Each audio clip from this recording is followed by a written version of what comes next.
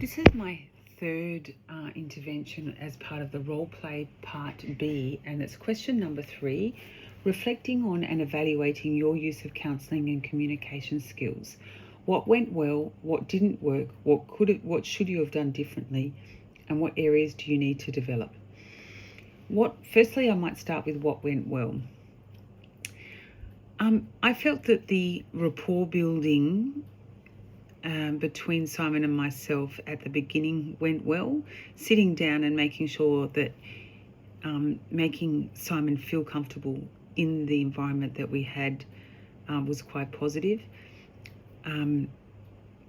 As we know, I did sort of outline as to the examiner that the environment that the role play took place in was only on one long couch, so we can assume that in an ideal setting that we would have 2 couches where we can have a little bit more of an ability to have constant eye contact.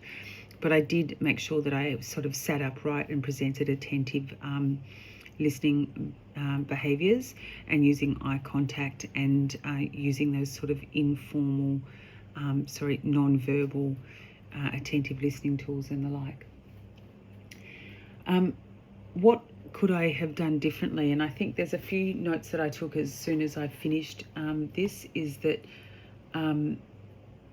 I noticed upon reviewing the role play that I did occupy the speaking time at the beginning for probably longer than I wanted to.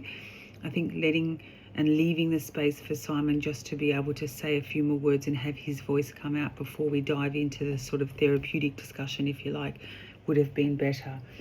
I noticed that I myself was a little bit nervous in this exchange, so maybe that's why it is as well.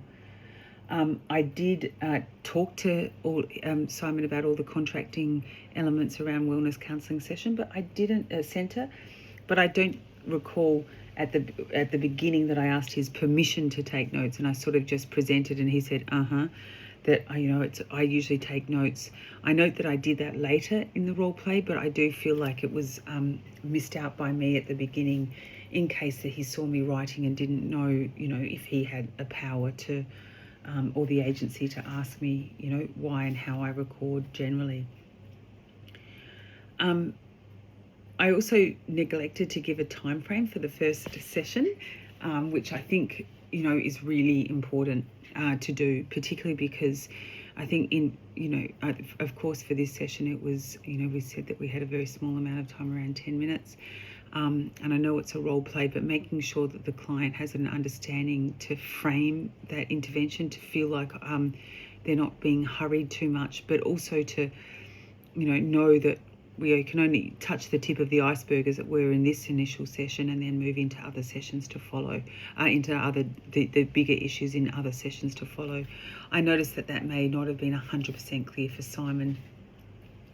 But I did try to steer the conversation to try and draw on that and really reinforce that we'll have, we've got an immediate goal around addressing this initial decision, using a decision-making tool around Nina and whether to ask her out and how, followed by those broader confidence-building issues goals that we wanted to address in further sessions. I noticed that I used the word "I can develop a plan" to support Simon's sort of therapeutic journey and counselling journey with us, and I feel like that felt a bit I and me rather than a we, and empowering him as the key decision maker in this. So I did catch myself out and made a note that I said that, but for the purposes of the role play I didn't want to go back on that today. Nor did I remind him that I can't fix him, noting I do recall he did mention that he's come to be fixed, and it kind of is in tune with the fact that he in fact is the key driving influence behind his own behaviour, and we are, this is a relationship where I help him come to decisions. I noticed in terms of non-verbal like body language that I had my arms crossed, but that was also because of the seating situation. The noise, there was an unexpected interruptions with building going on next door that maybe I should have raised with him in retrospect.